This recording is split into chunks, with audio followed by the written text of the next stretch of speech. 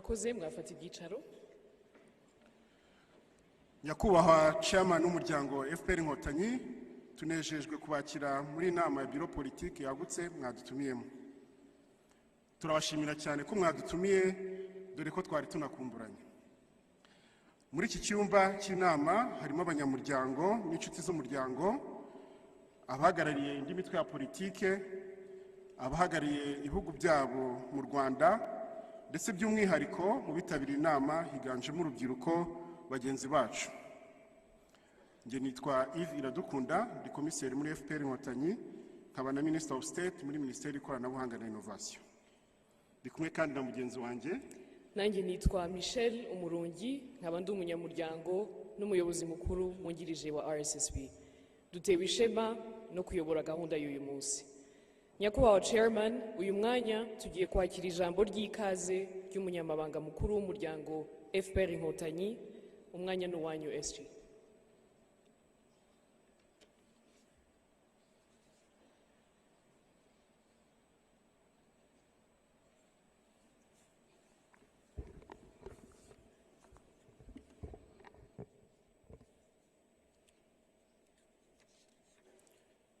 Nyakubahwa Perezida wa Repubulika, mukaba na chairman w'umuryango wacu FPR Inkotanyi, banyakubahwa bayobozi bakuru b'umuryango FPR Inkotanyi, banyakubahwa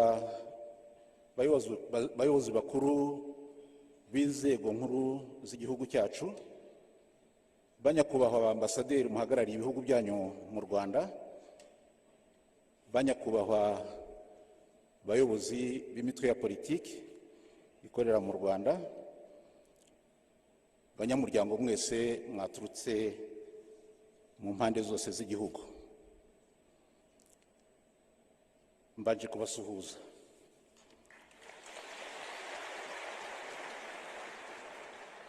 Ndabashimira ubwitabire bwanyu muri iyi nama ya Biro Politiki kandi mbahaye ikaze. Inama iteranye hashize imyaka hafi 40 umuryango FPR Inkotanyi uvutse, ndetse n'imyaka 32 twibohoye.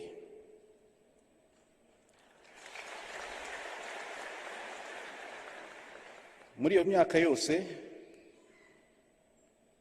urugendo rwo kubaka igihugu rwaranzwe no gushimangira ubumwe bwacu nk'abanyarwanda, kwimakaza ibiganiro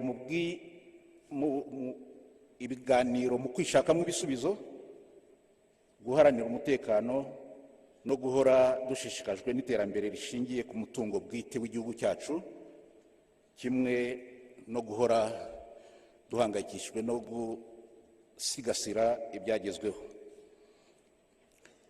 Kurondora ibyiza byinshi byagezweho siyo gahunda y'uyu munsi gusa.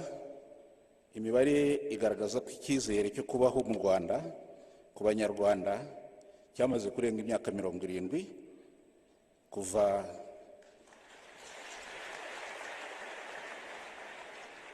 ku myaka 46 twari dufite muri 1994. Imibare kandi igaragaza ko ubukungu bw'u Rwanda bwakomeje kwiyongera hejuru y'8% muri iyi myaka ishize na n'ubu. Iyo ntambwe ntawabihisha, Nyakubahwa Perezida wa Repubulika, tubikesha ukureba kure kwanyu muri gahunda zitandukanye n'icyerekezo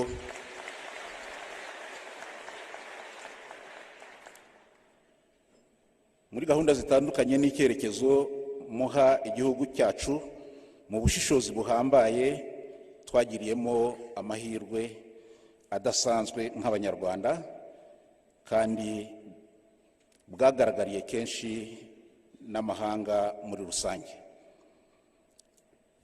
Ubwo mvuze ibyo, Nyakubahwa Chairman w'umuryango, nasaba n'abari hano mu nama kumfasha tukabashimira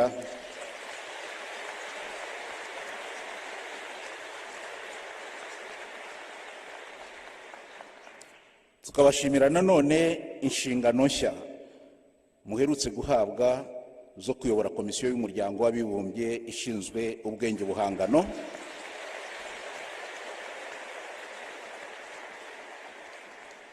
Icyo akaba ari ikindi cyizere gishimangira bidasubirwaho ubushishozi n'ubuhanga muyoborana bikomeza guhesha ishema igihugu cyacu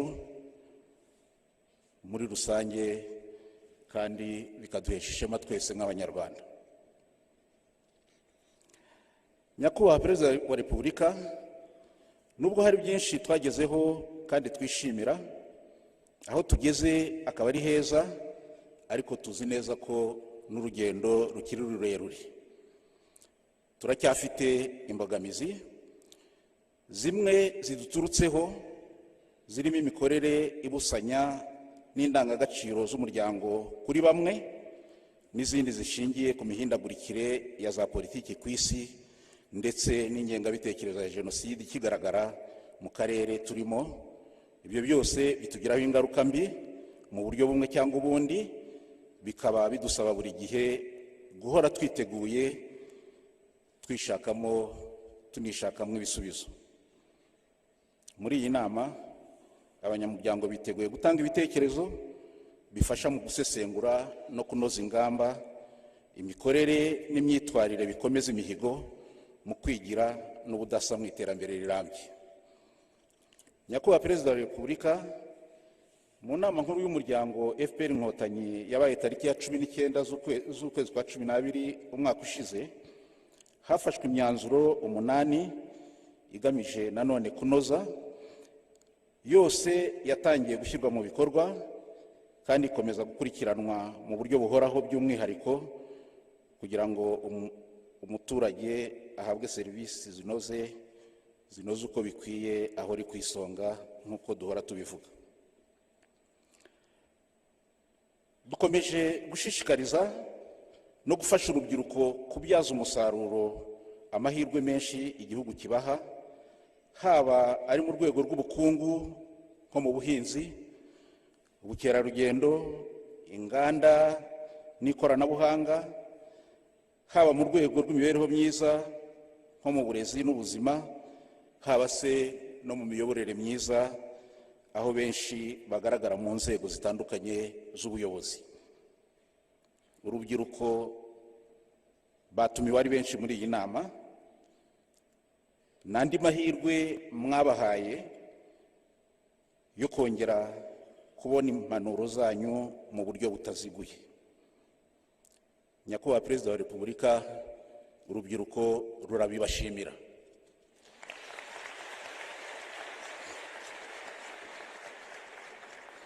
Ibi byose kandi bishingira ku mpanuro nziza muhora muduha zigamije kwigira no kwishakamo ibisubizo, nk'uko tuza kubyunguranaho ibitekerezo muri iyi nama, inama igamije gusigasira icyerekezo cy'umuryango n'igihugu muri rusange. Iyi nama kandi, Nyakubahwa Perezida wa Repubulika, nagira ngo nibutse nk'uko byavuzwe ko yatumiwemo, uretse ingingo ya 57 y'amategeko agenga umuryango wacu ateganya, yatumiwemo abayobozi bakuru b'igihugu cyacu, yatumiwemo abahagarariye ibihugu byabo mu Rwanda, ndetse n'abayobozi b'imitwe ya politiki ikorera mu Rwanda. Ni inama yingajemo urubyiruko nk'uko twabivuze, hafi 60% y'abari hano ni urubyiruko, byose bigamije kugira ngo dushyire mu bikorwa ibigamijwe byo kubaha amahirwe yo kongera kubona impanuro zanyu bahibereye. Ngana mu gusoza, twiteguye twese nk'abanyamuryango gushyira mu bikorwa impanuro mutugezaho n'imyanzuro y'iyi nama. By'umwihariko abayobozi bose bari hano bazarushaho kwitabira ibikorwa bibera mu midugudu batuyemo, kuko nibyo bifasha kwihutisha ishyirwa mu bikorwa n'imyanzuro y'inama nk'iyi, ndetse n'iby'ibyemezo n'ingamba bitandukanye bya guverinoma bishyirirwa mu bikorwa mu midugudu. Mu gusoza, abanyamuryango, nagira ngo nongere mbasabe mumfashe dushimire nyakubahwa perezida wa repubulika akaba na chairman w'umuryango wacu uyu mwanya utagira ukusa yatugeneye. Murakoze.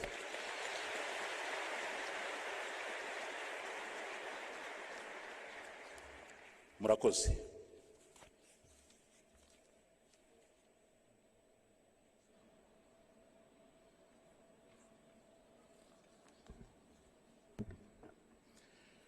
Dushimire umunyamabanga mukuru ku ijambo.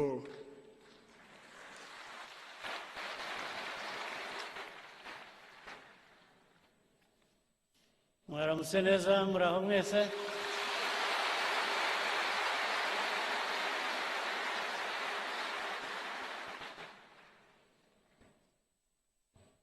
Vice Chairperson, RPF Secretary General, RPF Commissioners, members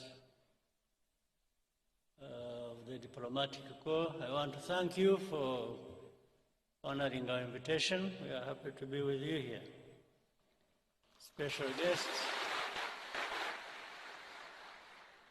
Special guests who have also joined us from different parts of the world.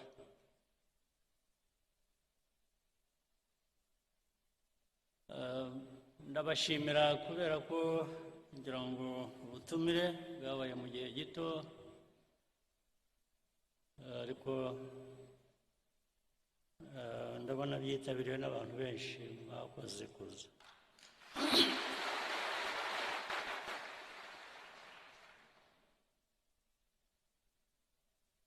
Uyu mwanya ndagira ngo tugire ikiganiro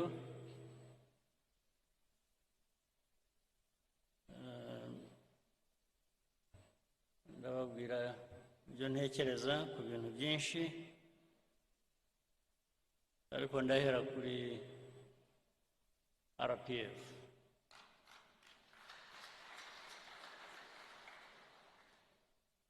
RPF ifite umwimerere wayo, ifite izina, ifite ibiranga bihagije, ifite noneho amateka. Ayo mateka dusobanurira byinshi ku byo dushinzwe, ku byo buri munyarwanda ashinzwe aho yaba ari hose, umurimo yaba ari hose. Noneho bikanasobanura igihugu uko abanyarwanda bakifuza, ibyo ndetse bigatuma havamo kumenya neza inshingano za buri wese. Igihugu twifuza ubu ni twe, ariko icyo wifuza ukigeraho ute? Inshingano ihera ku muntu ikarangirira kuri twese hamwe, buri muntu umusanzu we yazanye.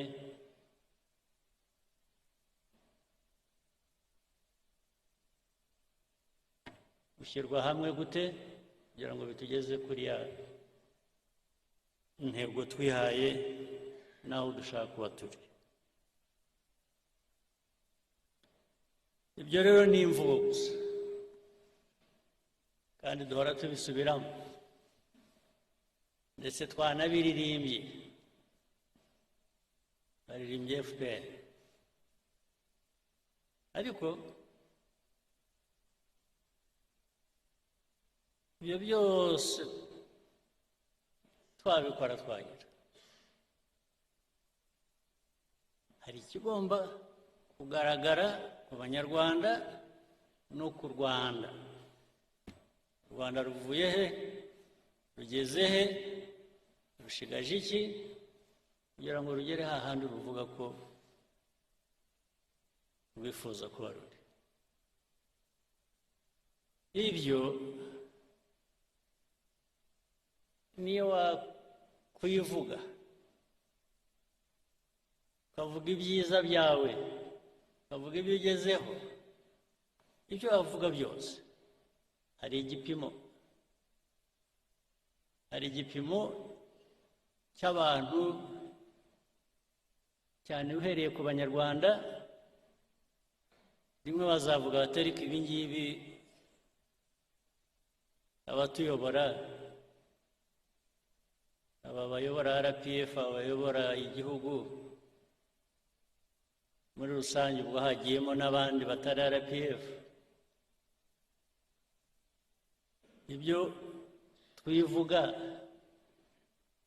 twe ko bitatugeraho, ko tutabibona, ko ndetse icyo gihe n'abandi bo hanze barabivuga, bavuga bati u Rwanda ariko rugeza cyangwa se ntiruragera. Ndetse icyo gihe bikabamo no kumenya ikibazo mbese ni iki. Abantu bifuza kugera aha hantu heza,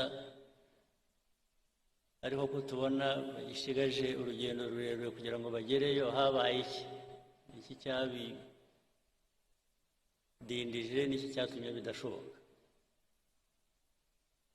Buri wese buri gitondo ukuramutse ujye wibaza icyo kibazo, wibaza ikibazo cy'aho tugeze bijyanye n'inshingano twihaye twebwe. Wibaze ndetse ushaka ibisubizo icyo abanyarwanda ubwabo bavuga ko bameze bijyanye n'icyifuzo cyabo, cyangwa se aho babasezeranije kubageza. Ukibaze ukisubize, kuko results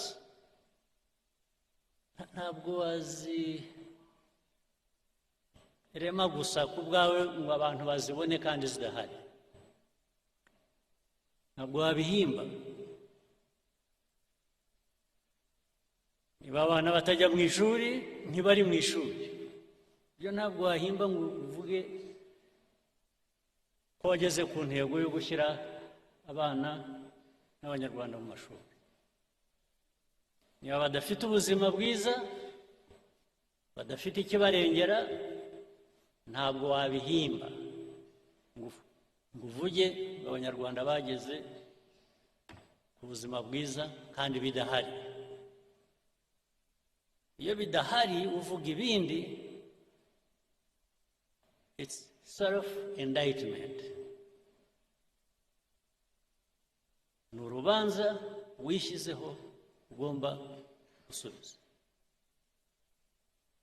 Ibyo tuvuga, ibyo dukora bigomba kugaragara no mu byo tugezeho.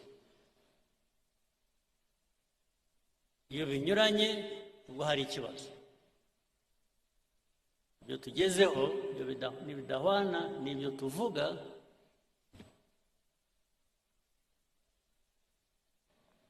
n'ibyo dukora, hari ikibazo.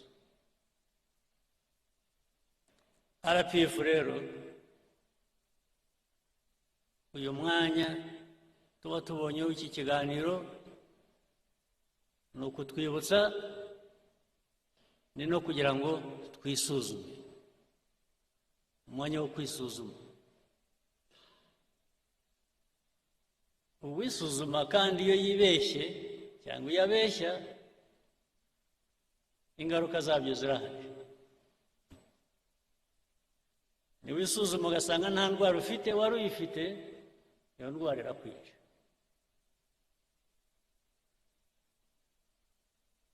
Kuko waribeshye, ntiwayivuza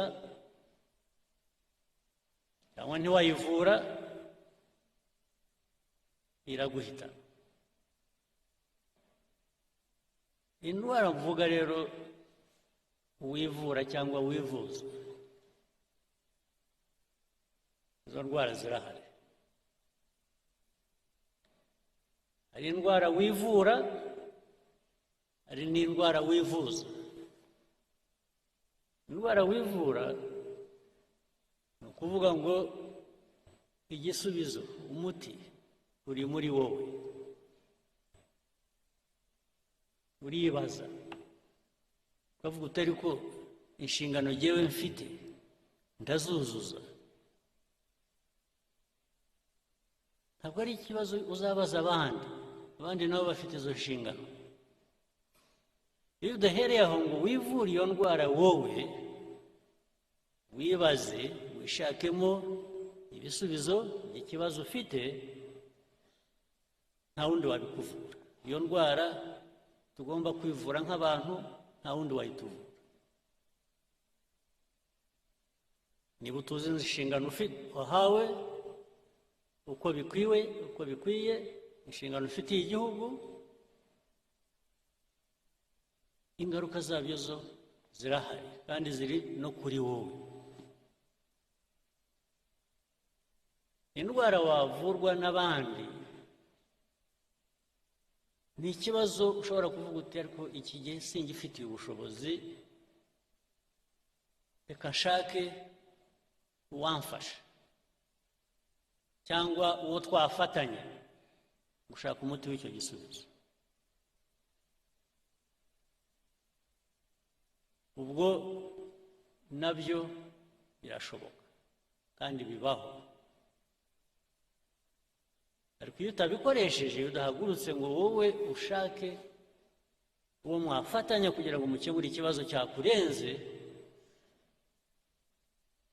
nacyo ubwo wa muti utahaye cya gisubizo cya kibazo wari ufite. Ibyo rero ubundi abantu bavuga RPF cyangwa bavuga andi mashyaka cyangwa bikajya muri politiki gusa. Politiki ikaba rwaserere, bikaba ibintu bimwe. Politiki iyo numva ya RPF ni uguhangana n'ibibazo tugashaka ibisubizo, nta yindi politiki.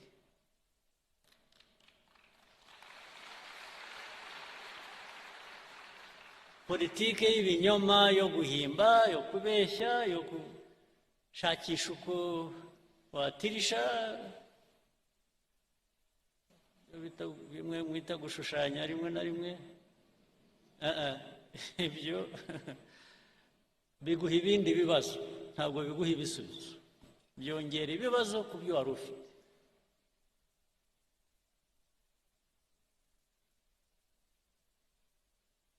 Ikindi nacyo kuvuga ngo no mu mibanire uko tubaho hagati yacu cyangwa se hagati yacu n'abandi, ndavuga u Rwanda n'abandi, nujya gufatanya n'abandi urabanza wowe ukumva ikikurimo ufite n'iki wowe utanga, kugira ngo uhuze n'icyo undi atanga, mwese mubigiremo inyungu, ari wowe ari n'undi mufatanyije. Hari ikibazo rero gikomeye cy'amateka yacu, amateka y'u Rwanda cyangwa se amateka muri rusange ya Afurika.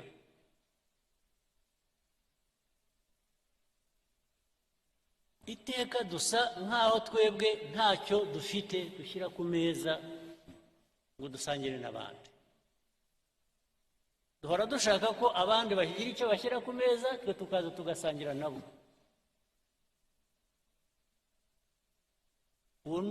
Rwose hari politiki imeze ityo, imaze imyaka n'ibintu birebire cyane. Niba ushaka uwo mufatanya, uwo mwakuzuzanya, gira icyo shyira imbere nawe uvuga uti reka twuzuzanye. Ni nacyo cyatumye mu mibanire yacu n'ibindi bihugu, n'ibindi bice by'isi, duhora turi abo kugabirwa, gufasha, kuzana rwose twemeye umwanya wo kuba turi aho tuganya dukeneye dutegereje uwatugoboka baraboneka abo bagoboka baraza rwose baraza ariko ikibazanye ni imbabazi bagufitiye kubera iki bagufitiye imbabazi kuki mujya mubibaza babafitiye imbabazi barabaha kubera iki nuko utari abantu nk'abandi nta bwenge mufite ibyo buri gihugu ni bitoya nk'icyacu ni bitoya nk'igihugu cyacu buri gihugu buri bantu bafite icyo bafite aho kugira ngo rero ugiteze imbere kiguteze imbere ugire icyo ukora gutegereza ko uwahandi azaza we kuko azi icyo kugikoresha akagitwara akazaza kuguha imfashanyo wari ukeneye uba wicishije sinzi uba wigize ubusa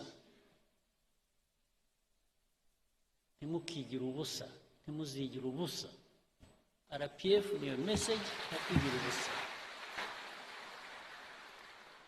kugira ubusa mukaba ubusa mukemera kuba ubusa mukemera ko mushobora kubaho muzagira icyo mutunga muzagira icyo mukora ari ukundi muntu yaje kubibakoresha cyangwa yabibakoreye iyo niyo politike mbi nibwira ko RPF mu nshingano zayo mu myaka imaze mike ntabwo ari myinshi cyane nicyo kibazo yagombaga n'ubigomba gusubiza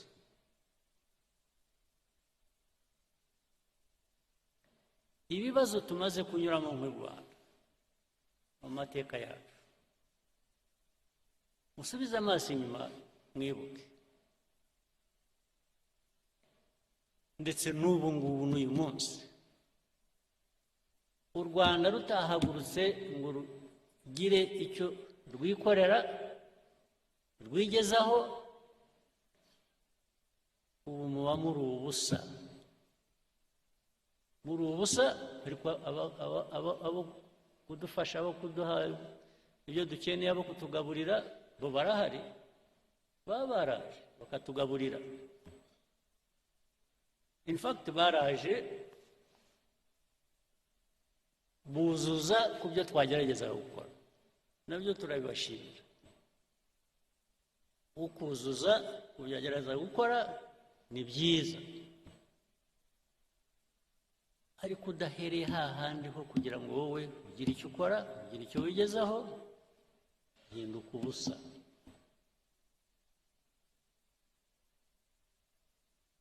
n'ubu rero tujye dusubiza amaso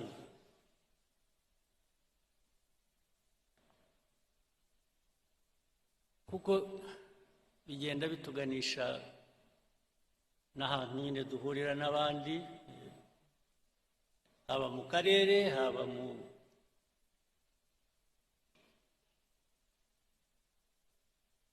no hirya yaho ariko ibi ndabivuga nzi ngo ndabibwira abenshi muri hano muri bato ni urubyiruko ndibwira ko majorite hano ubu abenshi mugomba kuba muri hagati y'imyaka 20 na 45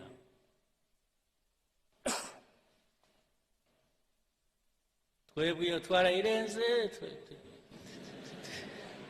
turi kure ariko natwe twarahanyuze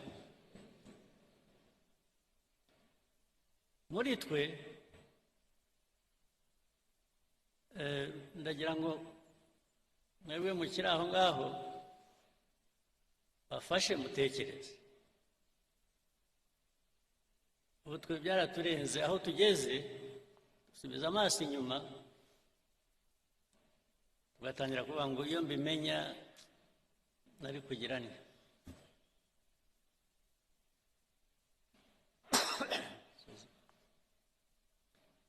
mba naragize ntya nari kugira ntya ariko too late twaragiye ariko mwebwe ntimuzategereze kwibaza icyo kibazo karabaye ni ubu ngubu sinaho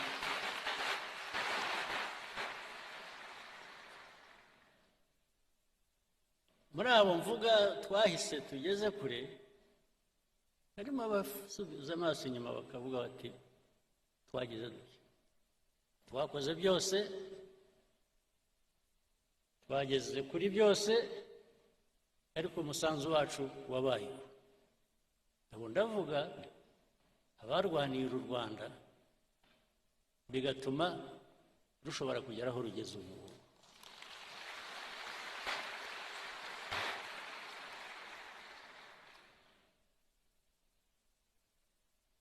Now it is your time. Mwebwe urubyiruko mbwira. It's your time. Don't wait until you are 70 and then you start asking yourself, what did I do? I wish I knew. I didn't. No, ndakubwiye. Ubyumve ushake uko bigenza n'usohoka. Cyangwa wenda bamwe murabikora. Naho igihugu dushaka kubaka ya numva of course bigezweho mu rubyiruko ni vibes. Bigeze kuri vibes. Vibes nanjye ntabwo nsanze. Good vibes ntabwo nsanze ariko uhagaze kuki? So vibes natwe twese usibye ko dushaje twebwe ariko zigera ku ihe myaka zigera no ku bakuru ngira vibes n'abakuru ntabwo bazana ariko kugira ngo tujye muri vibes tugira aho duhagaze please.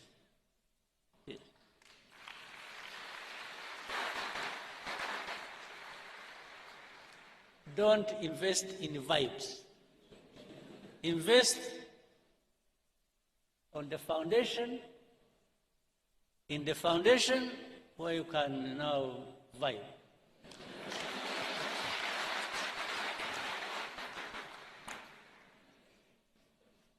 Kuko niba nta foundation ihari karakubaho. You vibe only for a week. No, but ngira ngo ibyo mushaka turashaka biri sustainable. Yes. We want things that are sustainable. We want to build a society that is resilient. You can't build a society that is resilient on vibes. No, but a resilient society can vibe.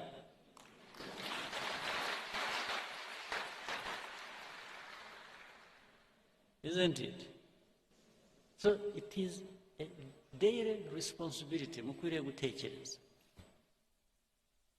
Ni ikintu mukwiye gutekereza buri munsi. Ntuhore ufite impungenge ariko ejo nzamera nte, nibucya ndaba meze nte. Uhora ufite kuko stress nugira ikibazo uhorana cya stress jya umenya ngo 50% ni wowe, you are the responsible person. You have worries, you have this, you have urakora ibintu bigutera stress, but there are different ways of doing things and achieving what you want to achieve. So it's not just even the results, it's the process that takes you there. What have you invested in that process? What thinking? What feeling? What commitment in the process to give you the results you want?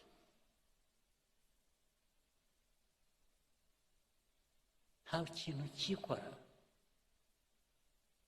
hanabuze.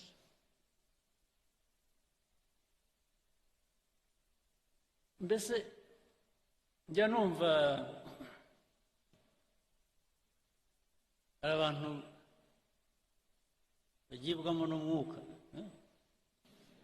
umwuka ubajyamo ni uwuhe? Ntubabwira gukora iki? You just ugira umwuka gusa, ntugira umwuka gusa utagira icyo uvanamo, uragera uhere, umwuka wagera ugahera. Umwuka abagibwamo n'umwuka ibyo bazanira ni ibiki? Umwuka, I have no issue with the umwuka, but must have something in it, tangible, that touches my life, that transforms my life.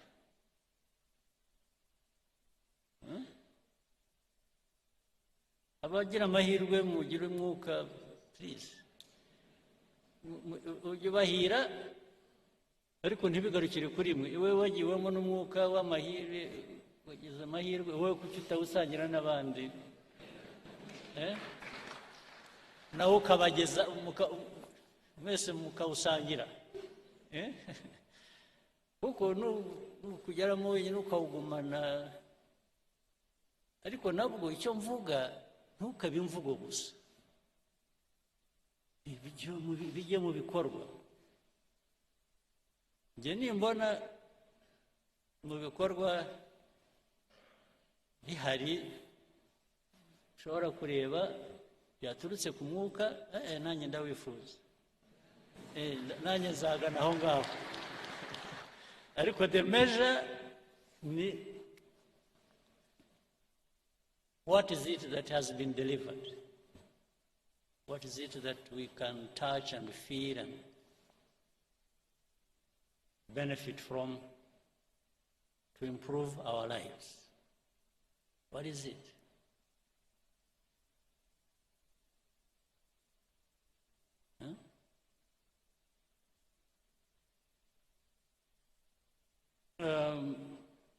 So mwebwe abatoya rero, again, igihugu kibategerejeho ni byinshi, kandi iyo mvuga igihugu ntabwo ari ikindi, ni mwe. Igihugu, you're actually waiting for yourselves. Yes, ni mwe mwitegerejeho the future. Ariko ya process navugaga na wa mwuka ni a couple of things. Urubyiruko bya bindi navuze by'amashuri n'ubuzima, ugomba kugira ubumenyi ukagira n'ubuzima, kuko niba mudafite ubuzima ubumenyi buzakumarira iki? Kumenya bizakumarira iki udafite ubuzima? Must have both. And it is easy to have both if you have made the choice to have both. It can't be one and not the other. You must have both. Ni nk'uko ku rundi ruhande rumwe, niba uteye imbuto, ni nko kurera ni nk'uko utera imbuto igiti kigakura, ukajya uhora ugiha ibyangombwa gikeneye kugira ngo gikomeze gikure gifite ubuzima. Namwe abantu hari kwakumenya, nimwe mukwiriye kuba mugerageza ibishoboka byose kugira ngo mubugereho, ndetse bitari ukubugeraho gusa, mushobore kubukoresha kubageza ku byo mwifuza.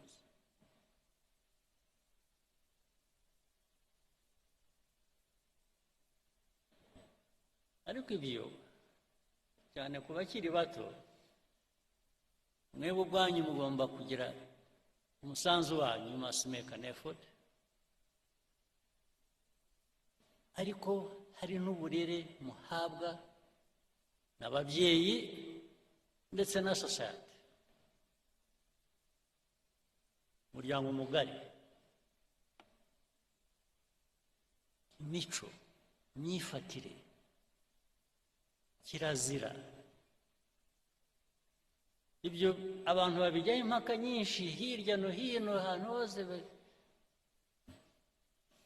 ndetse bimwe ugasanga muri society imwe barigisha ibintu cyangwa barabwira abantu gukora iby'indi society itemera, akaba ubwo bivanga rero, bikaba ugasanga noneho society wari urimo yahindutse ikindi kintu, ntukimenya, ntukishobora kwimenya, kuko ibyiza byari biri muri iyo society ntabwo byatejwe imbere uko bikwiye, ahubwo abantu babishimbuje ibishya biga hirya no hino, rimwe na rimwe bitari na byiza, no kuri aho ngaho babivanye.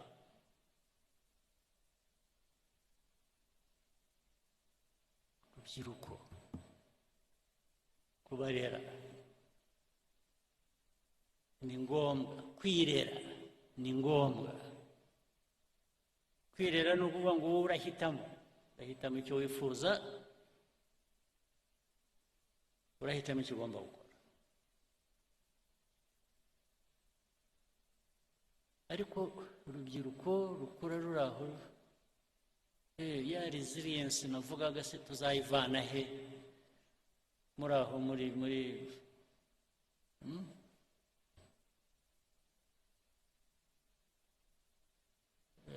urubyiruko rwamamaza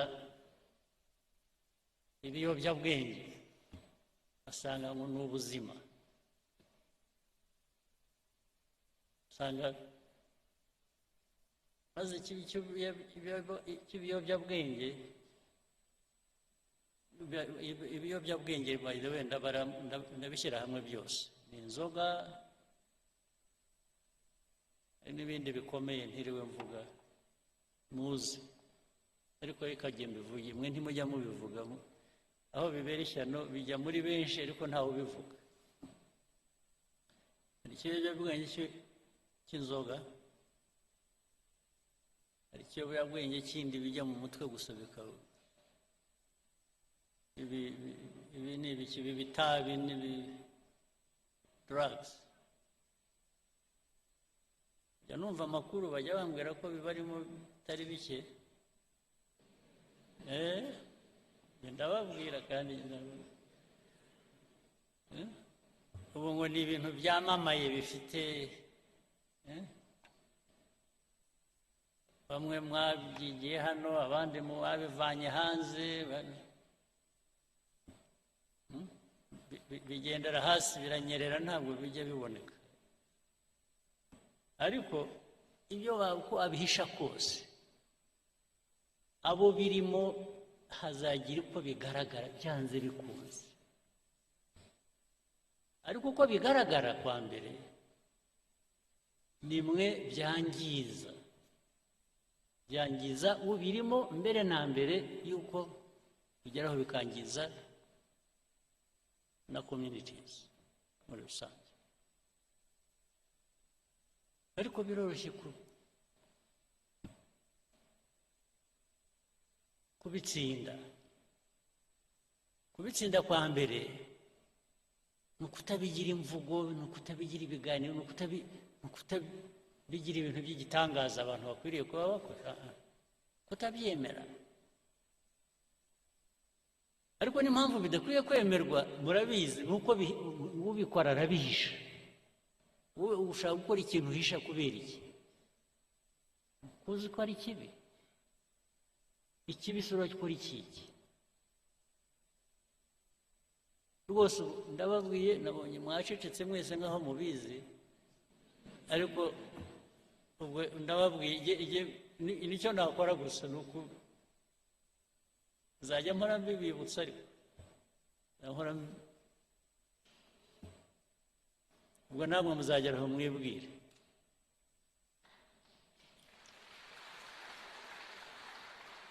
Icyo mbivugira ni iki? Urubyiruko tubatezeho bya bintu nabanjirijeho, nimwe mwakiza u Rwanda rw'ejo uko tugenda dusimburana. Keretse niyo iyo mission mutayishaka, it's a different matter. Niba mwe mutabishaka mwaravuze okay, ndetse hari aho mwageragera ngo mugashyira urubanza ku bababyaye, ngo ariko se ubundi ndi hano, ubundi mwashyize hano kubera iki? Ukabwira ababyeyi bawe mwambyariye iki? Ariko ibi ntabwo ari urahari, ibyo ari byo byose ugomba gukora effort yo kuba muzima, not just for yourself, ariko no ku bandi. Kuba muzima bikagira n'inyungu ku bandi, bitari wowe gusa. Icyo tubatezeho urubyiruko mwebwe bishya u Rwanda rwifuza, yamwumva ibintu bavuga bya innovation. Murayumva yavuga buri munsi. Yes, innovation irimo abantu bameze neza, bafite ubuzima bwiza, bafite ubumenyi, bafite gushaka igera kure, irafasha, yubaka abantu, yubaka igihugu. U Rwanda nicyo twifuza. Ikindi ni commitment. Ugomba kugira ikintu cyawe, igihugu cyawe, aho ukomoka. Ugomba kugira icyo igihugu kigira icyo kiguha, ugomba kugira icyo ugiha. Igihugu kiraguha ukagiha. Ibisigaye ni politiki zisanzwe, ni polisi zituma abantu biteza imbere ndetse bateza igihugu imbere, bitari ibyo gusa. Ibyo ndabasabye mujye mubitekereza. Kuri iki gice reka ndangirize ku kindi. Ibyo mvuga rero nabyo ntabwo bikwiye kuba amagambo gusa, bikwiye kujya mu bikorwa. Ibikorwa ni ukuvuga ngo mwe muri aha benshi ni abayobozi, cyangwa se muri mu nzira yo kuba abayobozi. Imiyoborere aho uri hose, ku kazi ako ari ko kose, wifata ute, ukora ute, utekereza ute?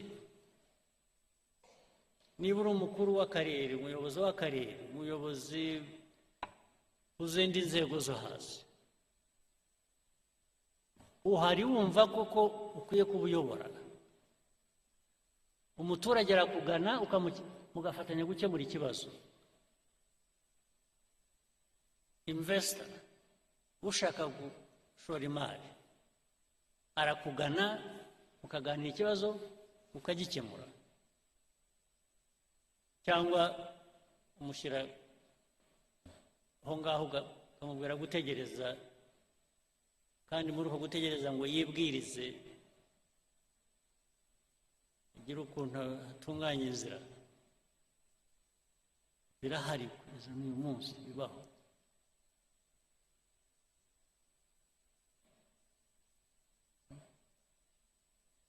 Hariho hose, ntabwo ibyo bikwiye kuba bibi. Ninde ejo bundi bambwiraga, hari umuntu, kubera ko mpatuye ndi hafi aho kuri Muhazi, umuntu wavuye hasi waje akora icyo kibazo, nizere ko cyakemutse. Yakoraga ibintu by'amajyambere ku mazi, yarahubatse inzu, n'umuntu uturuka hanze ufite ashaka gukora shyira ubwato ku mazi, ashaka kugira ngo yubake aho buzajya buparika. Umuyobozi w'aho ngaho ati no, ati ushobora kubikora. Bijyaho, ariko biza kumenyekana ko yashaka ko abanza kumutugira kugira ngo amwemerere. Abantu bari hano cyangwa baturuka muri ibyo bice bagomba kuba babizi ibyo mvuga. Urumva, umuyobozi, niba harimo abayobozi bazakora batyo bicaye hano cyangwa bakora batyo, umenye ngo icyo ni icyaha, ubundi tudakwiye no kukubabarira twakumenye. Ibikwiye ibijyanye na RPF, ibijyanye na politiki nshya y'igihugu cyacu kubaka, ushaka kubaka, ntabwo bijyanye. Abayobozi bari hano ndababwira ngo niyo nshingano yacu gukurikirana n'ubuntu butoya nk'ubwo ngubwo buzana umwuka utariho. Ibindi ni imikorere yacu muri rusange, serivisi ahantu hose uko zitangwa, uko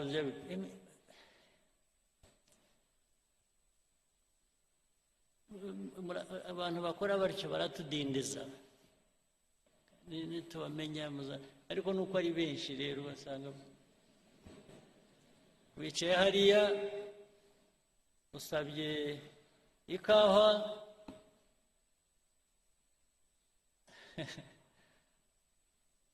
n'abaza akakubaza ishyushye ikonje.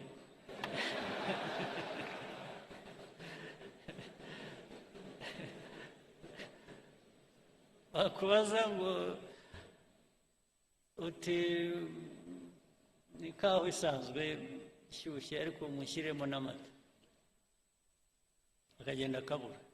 Ubu ndavuga ibintu bimwe mbona n'abantu baba bavuga buri kanya, akagenda agahera pe minota 15 20 utegereje ikawa. Bakubaje niba ushaka ikonje cyangwa ishyushye, ariko bababwiye gushyiramo amata akabura. N'amata yabuze ntibakubwiye. So niba wicaye aho utegereje izakamwa, bakohereza ku isoko mukajya gufata, bitubamo murabizi ahantu hose. Ubwo si byo ni rubyiruko nyabaki rumeze rutyo. We n'imigendere ukuntu bagenda yikurura. Hari aho nagiye rimwe, ariko hashize igihe, nuko mbona n'ubu ngo biracyabaho byarantangaje nagiye ahantu twayaga dukina tenisi abantu bamwe hano barabizi kera hashize igihe turangije twicaye turuhutse tubanza gushaka wagira icyo tubaza dushaka arabura turahamagara mushobora kuza kugira icyo muduha ariko haza umukobwa mwiza ugenda neza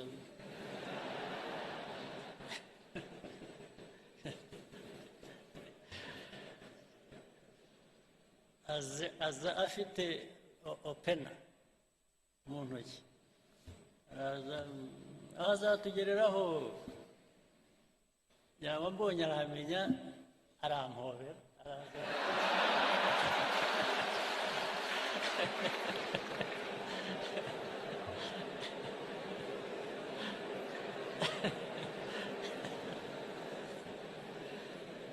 arabanza arampobera ndetse agomba kutuzunguruka twese aduhobera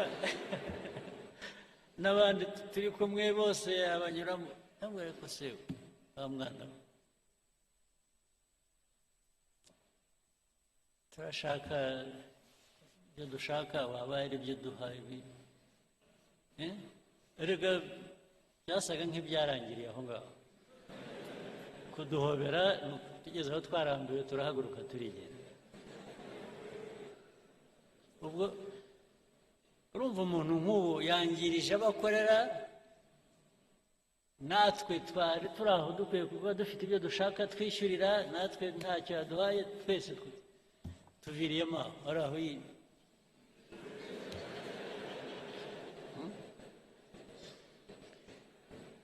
ubu koko mwumva ariko se mwebwe noneho sosiyete igihugu mushaka kubaka cyaba kimeze giti ni ikihu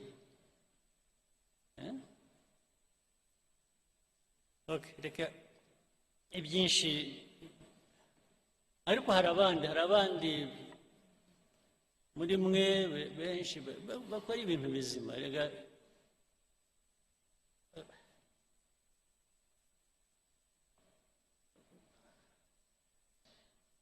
ubu ibyo ari byo byose ibigaragara ni ibitari bizima niyo benshi baba bakora ibyiza ariko hakabamo abantu bake bemerewe cyangwa bakora ibintu bibi bya byiza ntibiba bikigaragara ni nko gufata amazi ikirahure cy'amazi ukadonyamo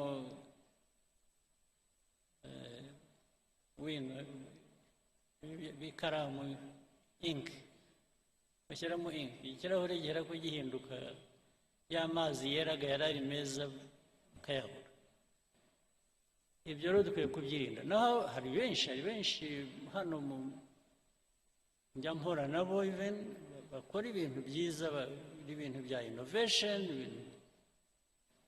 ndetse bihindura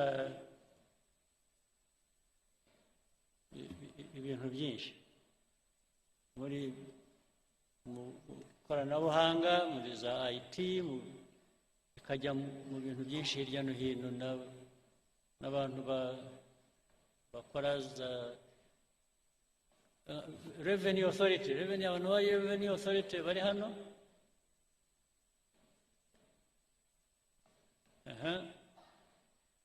ngira ngo hari innovations nyinshi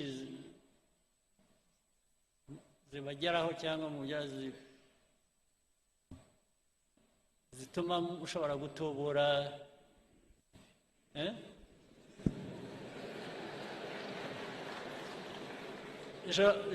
zizamura ayo mutuvanamo ayo mutwe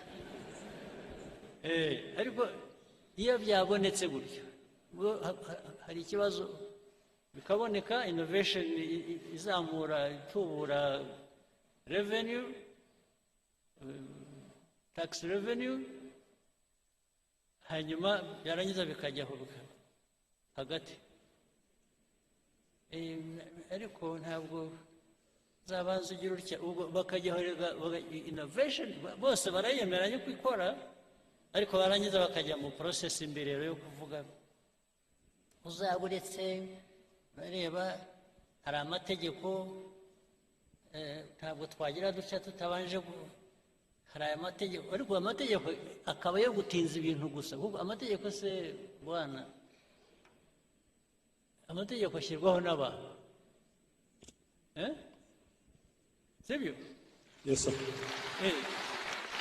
igihe umuntu yabonye ikintu gikora kijyanye n'icyo yifuza wihambirwa n'itegeko. Hari n'amategeko yaduhambiraga yo mu gihe cy'ubukoroni, ahubwo ngo hari itegeko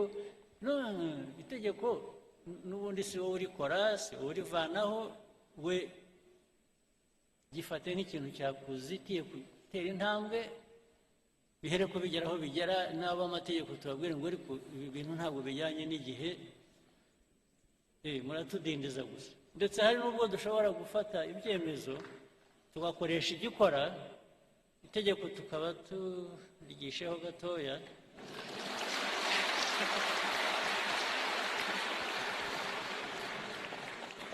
kugeza igihe rizahindukira, ariko bitatubujije kugera ku nyungu twifuza. Iyo process niyo process ijyana n'igihe abantu bagezemo.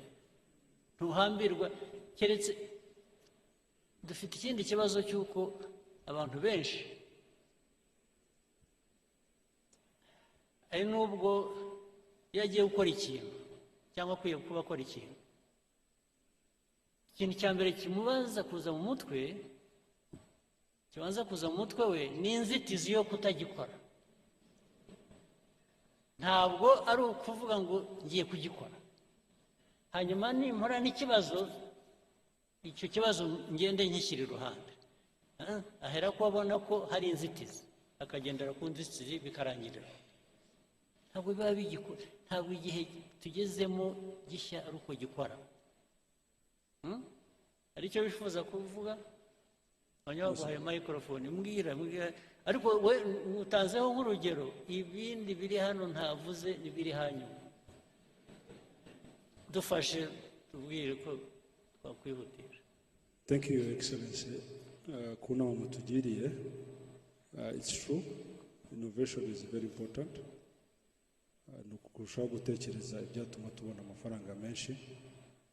Nk'uko mwabivuze, tugomba kwigira. We need to sustain ourselves. Kandi mwihute. Mugire ubwira, mugire. Ariko mwe ntimushaka kuva mu bukene vuba. Murumva ikintu haboneka ikintu kikurangiriza ubukene mu cyumweru, wowe ukavuga uti ariko genda ashaka umwaka. Ubwose waba uri mu ntoki rwose.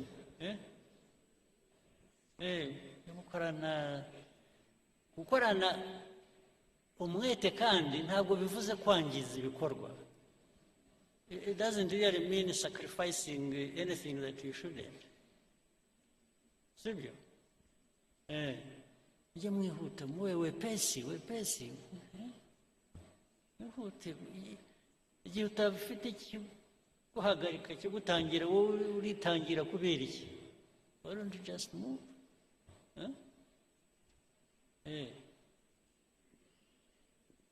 Bimwe mwita kurasa ku ntego. Ntimukarase hafi ku ntego. Keep straight. That's what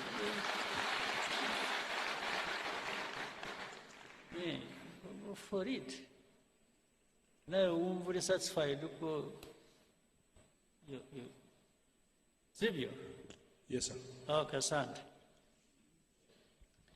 Now, let me take you to something else. I'm sure you can guess. It's now the other politics other than RPFs. Geopolitics, regional, or whatever. Because it affects us as well a lot.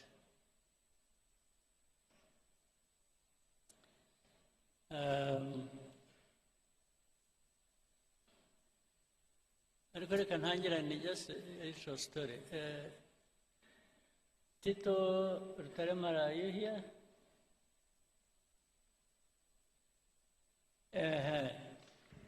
I want to know where you are around. I want to share the story. You know, in actual fact, igihugu cyacu kivuye kure. Ewe, ntikiravayo neza. Turacyavayo. Acyari byinshi. Impamvu mvuze Tito, it's a bit of our history ijyanye na what happened to us, the genocide, the tragedy. I want to build on it to tell you some other things. The genocide that happened, there are indications of things that happened as far back as the 60s. That continued. Nubwo, we also have people who would say it's an exaggeration, really nothing happened. Or what happened, I think, was bound to happen or should have happened. We still have that conversation, unfortunately. But I wanted to say something. I don't say it a lot. It comes to my mind once in a while. Tito, you were one of those twari kumwe in 1991 in Paris. Monama na Paul Dejoux. Is a name I cannot forget. Ariko ndibuka bihozagara, ndibuka wari uhari nawe cyane. Oya, ariko ahubwo naje mbere. Twarahamusanze. Niyo mpamvu nabaga confused. Abo najyanye nabo mu nama ni bande? Hari bihozagara bari bazanye na doctor. Nande? Dr. Ndahiro. Dr. Ndahiro, but I remember we were like 5 people. Okay, but at least we told you the story immediately after the meeting. Yes, I remember. Sit down. 2 things happened. And I'm saying this because recently something else came up that was a bit disturbing.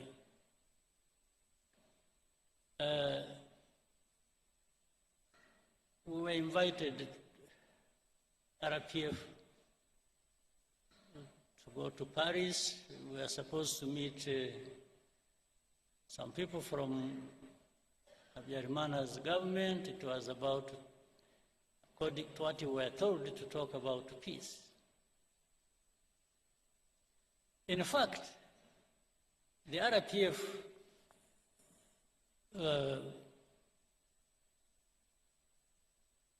for which I was chairman, vice chairman then, insisted I should not go.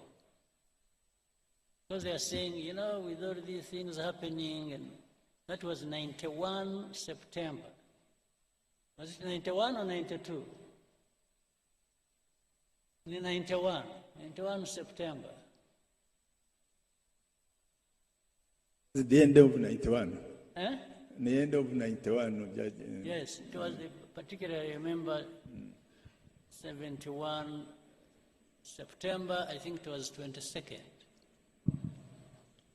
So the people insisted I should not go because there was chaos, they even thought they were worried about my security and so on and so forth. So, but I insisted. I told our people in a meeting, which people, I said, you know, if we don't go, and they, by the way, they insisted I should be the one to come. But I said, no, but you have the chairman, so maybe you should be the one to come. He said, no, no, no, we want you. And that's what caused some worry for our people. They said I shouldn't go. But I insisted. I said, I'm going. Because if I don't go, if we don't show up, we will never be understood. They think we are just there fighting and we don't want peace. So I went there. A couple of things, quickly, I got something else. When we arrived, we had a meeting. It was in the morning. I met a couple of people. One was a man who was, I think, a director general in foreign affairs in France. And that man was called Paul de. I followed him. He later on became ambassador to Mexico, then went somewhere, and then he's now an old man like me. He's 90, must be 90 something, 96 or something. So when we met, I met him, I met Mitterrand's son. I was almost beaten up for not pronouncing the name well. I'll tell you that. So in the meeting, this man, Paul Dejoux, kept poking his finger in my face and said, you must stop fighting. So I tried to explain. I said, you see, it's not that we enjoy fighting. We are not fighting just because we like fighting. we are fighting because I went into the history and so on. So he insisted again. Then in the conversation, it got heated up. I actually got a little bit upset. I answered back in a way. Then he said, no, you must stop fighting, because if you don't, you know, even if you take Kigali, you will not find your people. This is what he told him in a meeting. So at first I couldn't understand, I didn't understand what this man meant. You will not find your people. But directly it meant they will be killed. So anyway, the meeting happened, got finished. It was not a good meeting. And as we were going out, he accompanied us in the corridor, and then he said, hope to meet you next time but he was being sarcastic, when you are the commander of the new army of Rwanda. I said, yes, sir.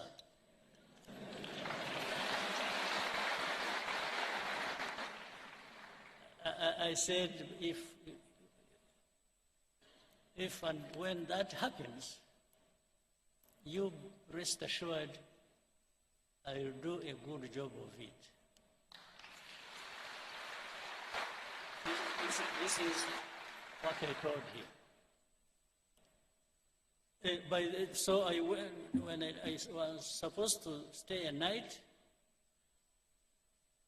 and leave the next day, so in the hotel where I was sleeping, I think we were in Hilton Hotel.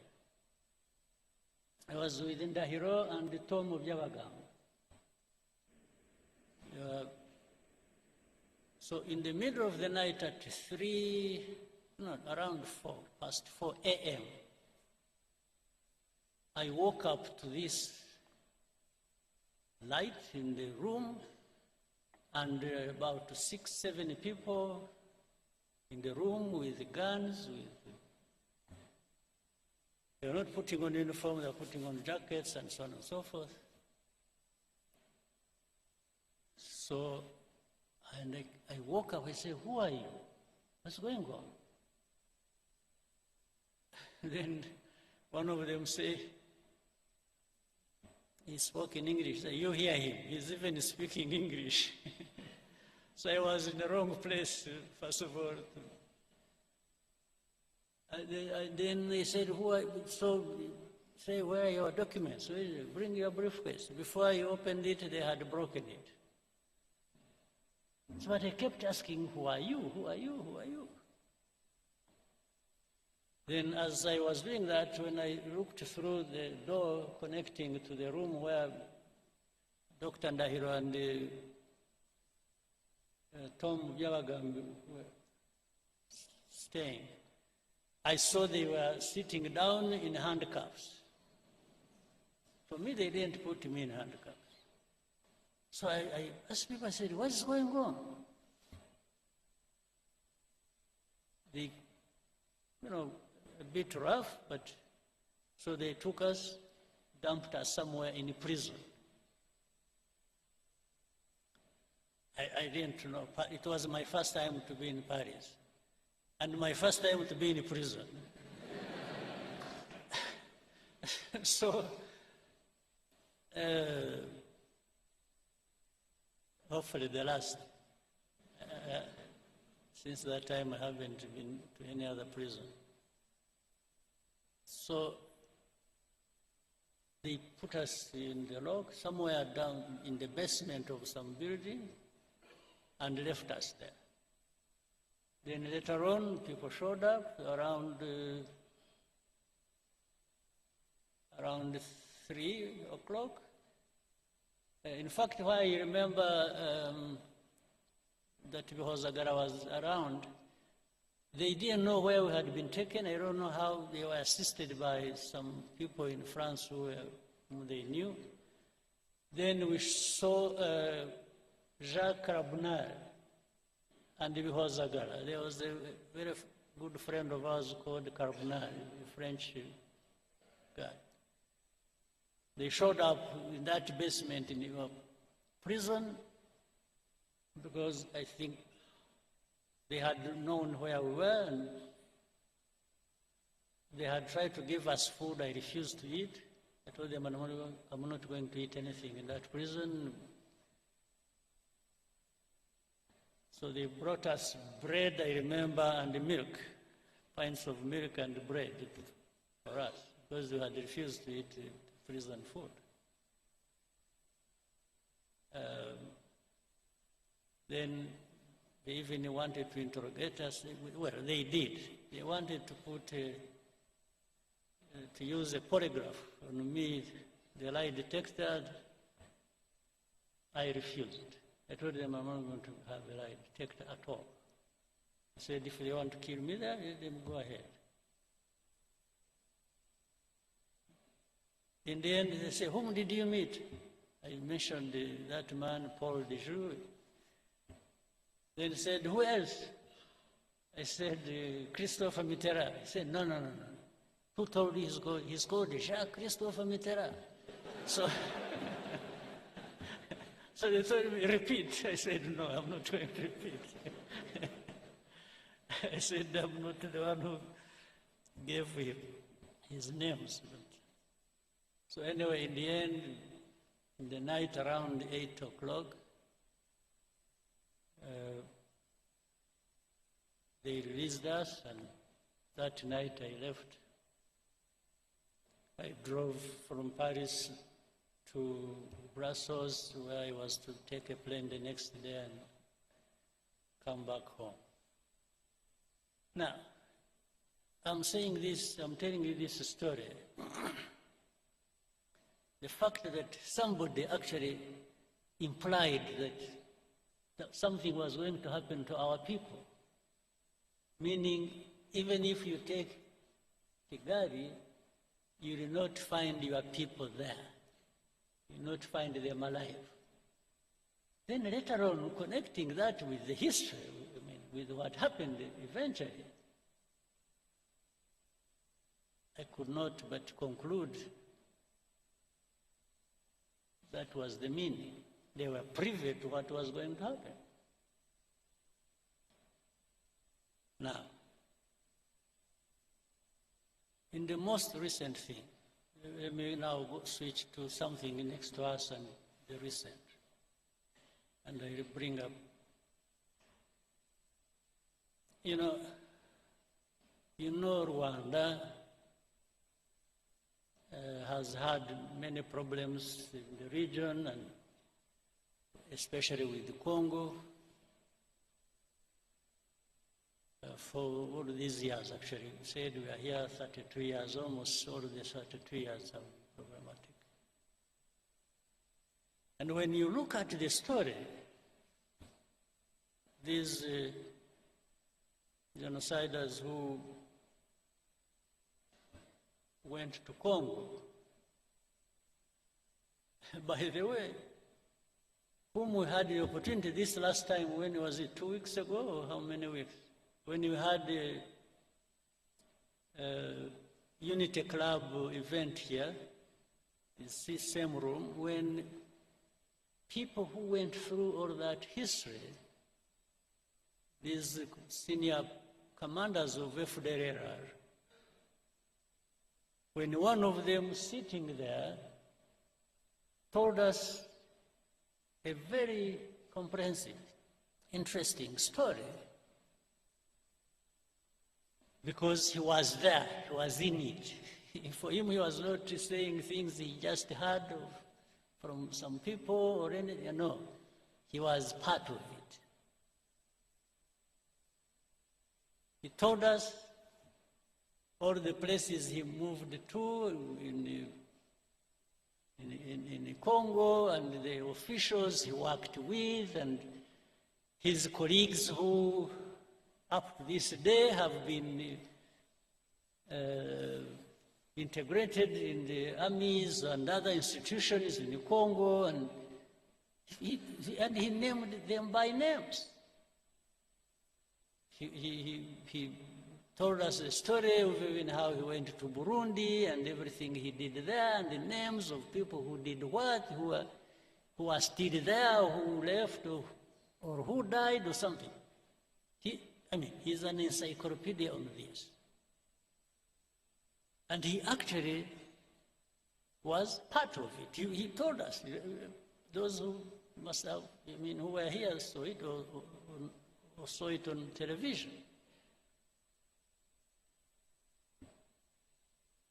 And he has notebooks, he has pictures, he has evidence, later on which. But forget about all that. The story has always been, and he told us, you remember, he told us even of the connivance of the UN, the peacekeepers. Yes, they worked with, they were selling gold together, they were involved in the timber business, in agriculture, and named places, people, and where. It's just so. But despite all that, up to this day, you will hear people say, FDLR don't exist. The UN, there's something, there are some experts, a group of experts. They'll tell you all those stories. It's like that story doesn't exist.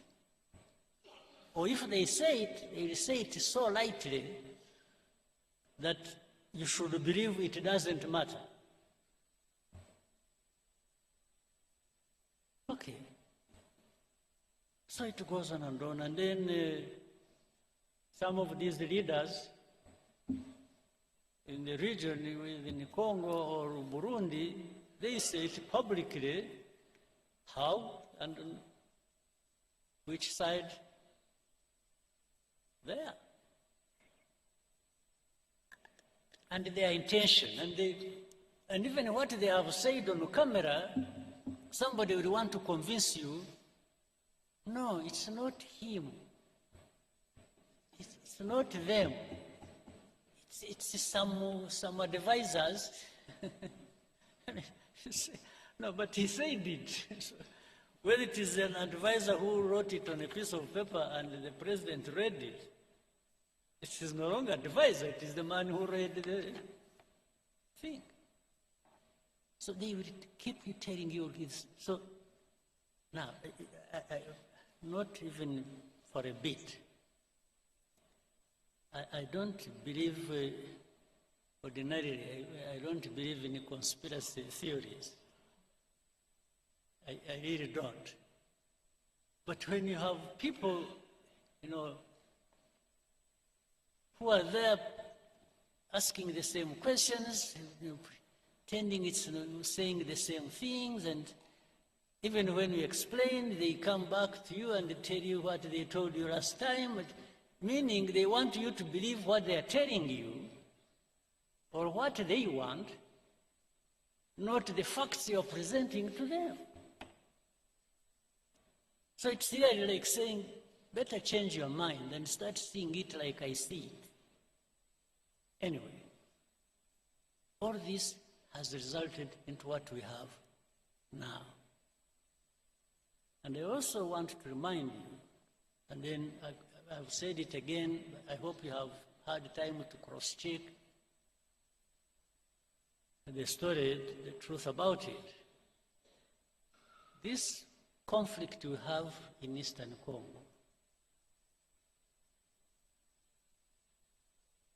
did not start from and was not started by Rwanda at all. But somehow the plan, I think, before was to make it a problem of Rwanda, or for Rwanda. Again, to tie into the story, connecting the whole story of where everything that has happened is not anybody else, it is Rwanda that caused it, or that must carry the responsibility.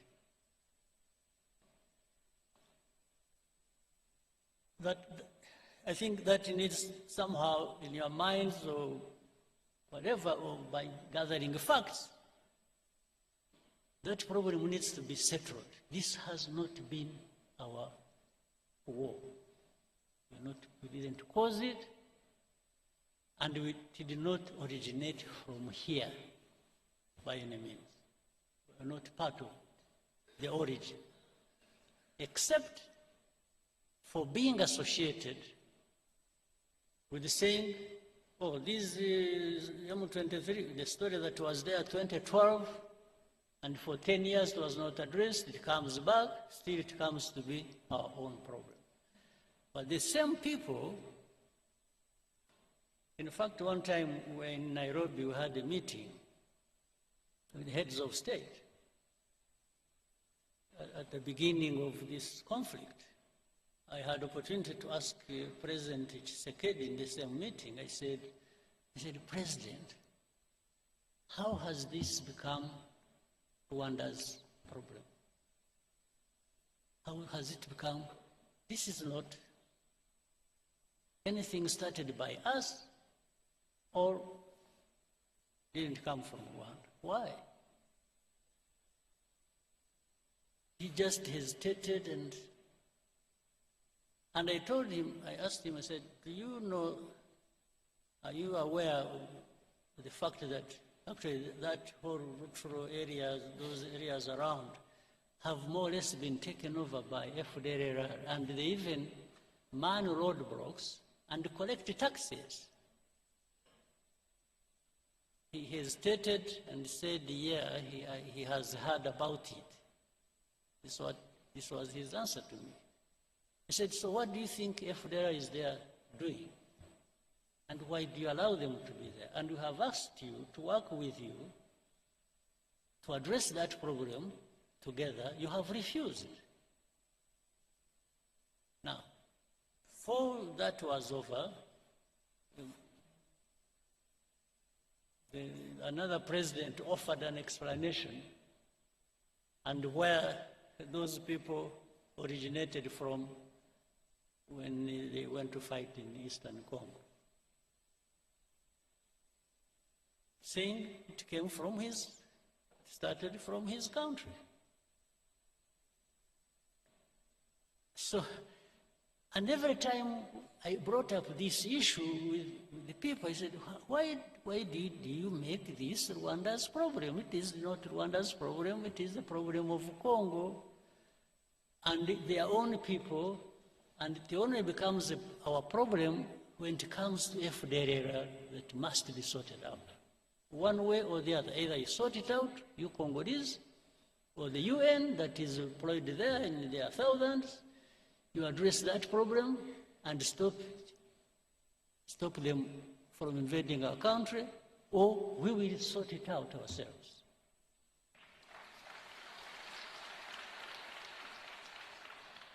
Eventually, that's how we were drawn into this matter. Now,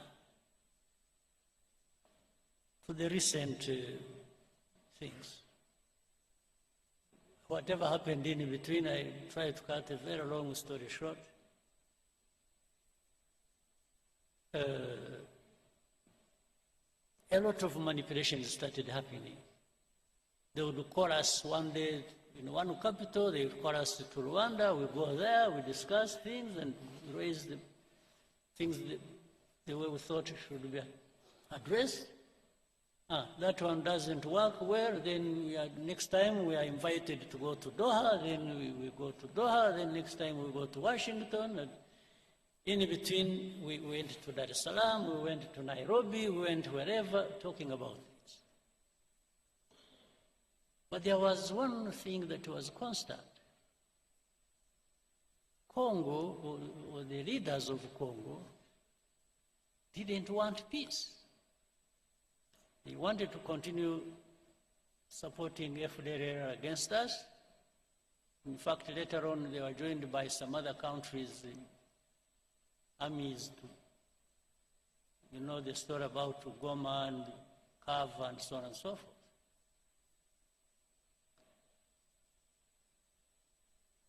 So, but we told them, just help us deal with FDLR, and for us, we will not. But in the end, something came up. It's like, by the way, you should also, it's like, even now when we talk about removing defensive measures and so on and so forth, which I'll come to later, they say Rwandan troops must pull out of Congo and so on. And so we say, yes. You know, for many of these people who pretend, they actually, by that, they mean that even M23 will be pulled back into Rwanda. That's something hidden behind. It's like they expect us to be receiving M23 here. Now, that goes into a long debate. Whether or not, and how these people are Congolese or not. That's another story now. And I always tell them, no, this is a story that doesn't involve me, because how they became Congolese, how whatever happened in Congo and between Congo and Rwanda, as of those years, I was not yet born. So I don't know. I cannot be asked to answer for colonial times problems. I was not there. And Rwanda is not responsible for that. Now we'll go into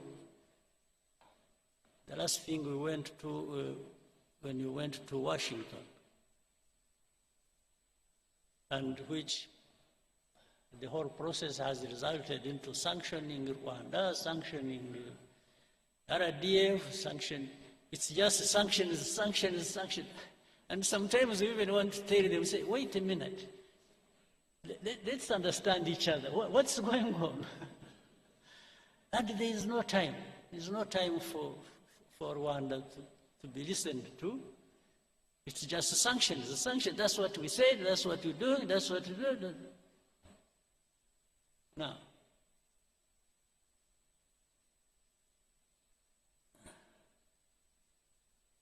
when we were before we went to DRC, to DC, Washington, DC, on 4th of December to sign an agreement.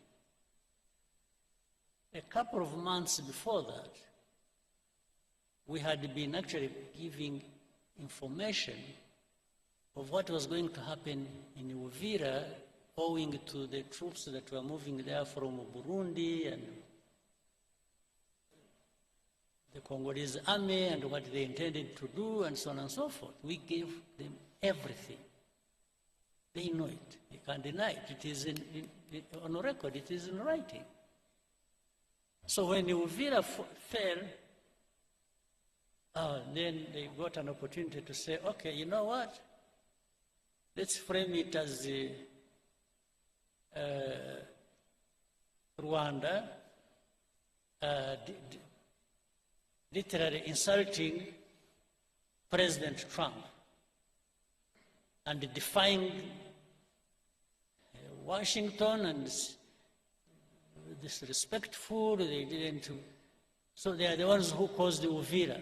And we told them, so this Uvira was, we forewarned you about Uvira 2 months before signing the agreement. Said, how can you hold us responsible for this? Then, initially I thought the initiative they had brought up of saying, you know, they want to resolve the problem of, first of all, the political problem, internally, then the security problem that concerns Rwanda and the region, then the economic partnerships between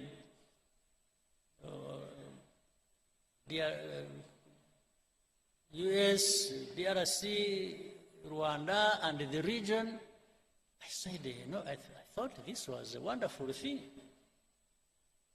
We really embraced it. We said, oh, this is something. But little did we know, we had actually been just set up for something else. Because in the middle of it, there came a story. It is, you know, what we want to achieve is no M23, no FDLR, and we just walk to the mines and that's it.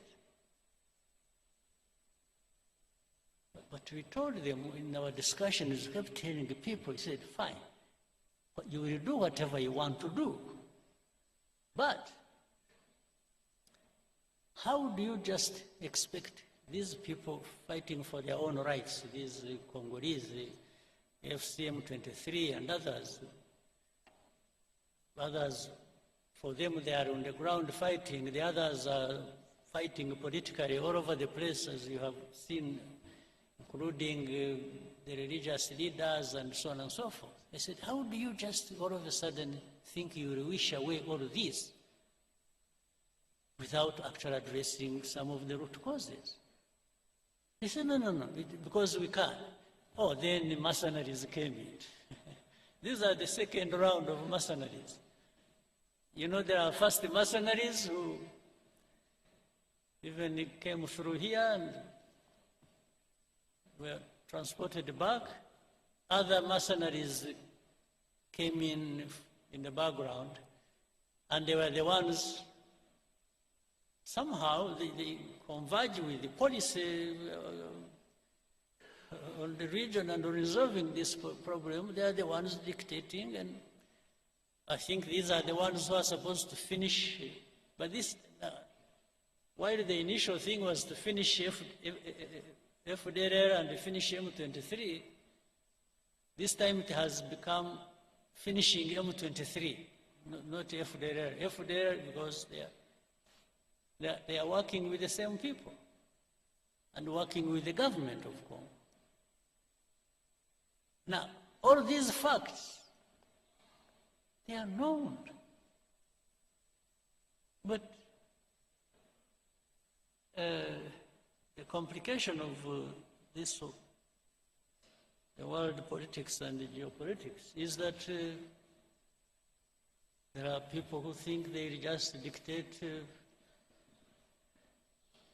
what the truth should be and what should happen, and for the rest you just shut up.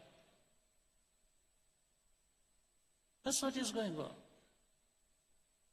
Today what is going on is if you raise an argument, you say, oh, you know what, I'm going to sanction you. That is the argument. Now, something I shouldn't forget, I said I was going to, because of the story I brought up earlier. In the recent weeks and months, we have heard of the story of the killings and the fighting that has been going on in a place called Minembwe, around the Minembwe area. This is a place home to some Banyamulenge or some other.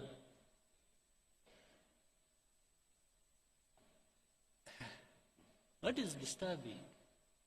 At the beginning, when even in our argument, when we told them what is really happening on the ground and telling the people how, telling the powers that be what was going on,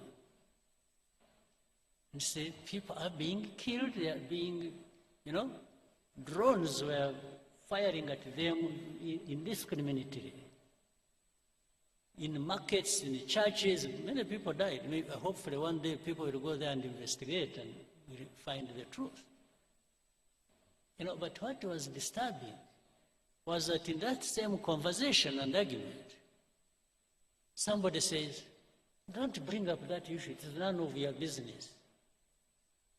So which for me looks like, it's like the story of Paul de Joux.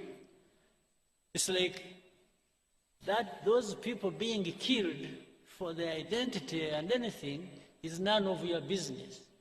Meaning, shut up, we are going to kill them anyway.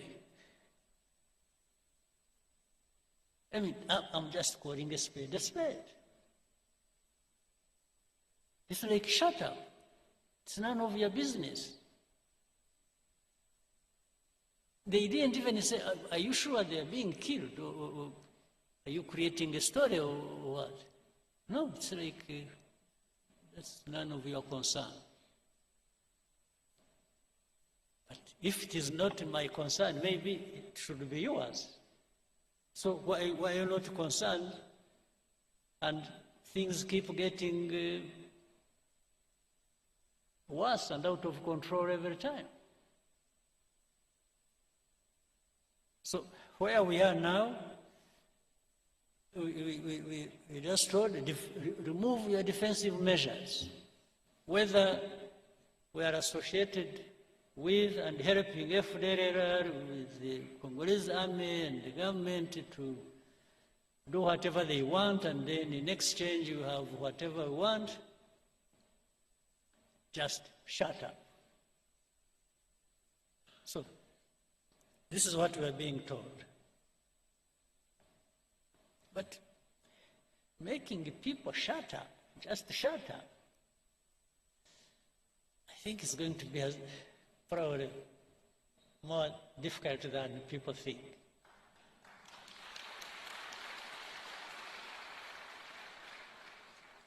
To say we will support those who want to come and kill you, or like they killed you last time, or we will handle it the way we want, so shut up. Well, I only shut up when I'm dead. That's what I'm saying.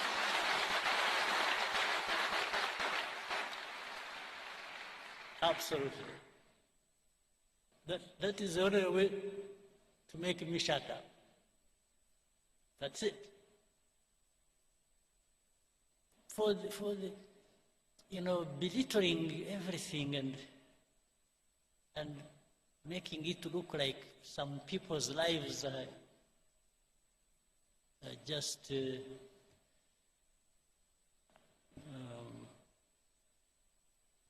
maybe, I don't know.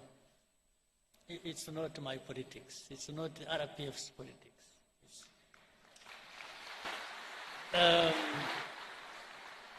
We are a small country, very insignificant in many ways. You can do much harm to us, granted, but boy, wishing us away is not a big thing, is not a small thing. Wishing us away just to say disappear. They were saying they make it disappear FDL, they make it disappear M23. By extension, they were saying even you, Rwanda, will make you disappear. Well, I can't invite it. I can't wish to have such a thing. But when it comes, when I have not been able to avoid it, I think they'll find it. I only wish you people, you people, I'm not worried about myself. I just worry about you if you just go home and sleep and think you'll find everything on the table for you without having to invest in it. If you are there waiting for handouts, for people to do you a favor so that you can live,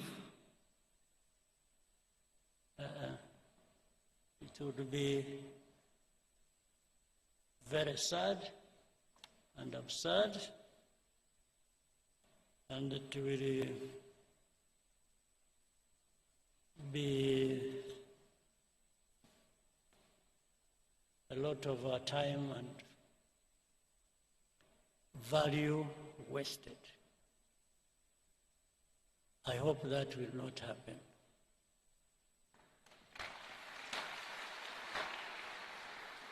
And for that,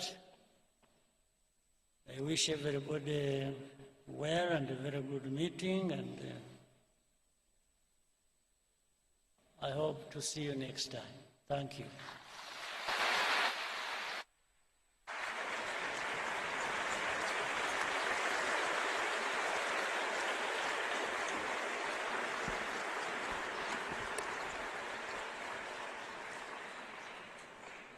Murakoze nyakubahwa chairman ku mpanuro muduhaye.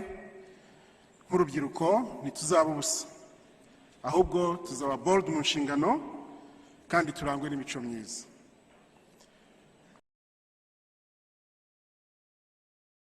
I asked you, what is this?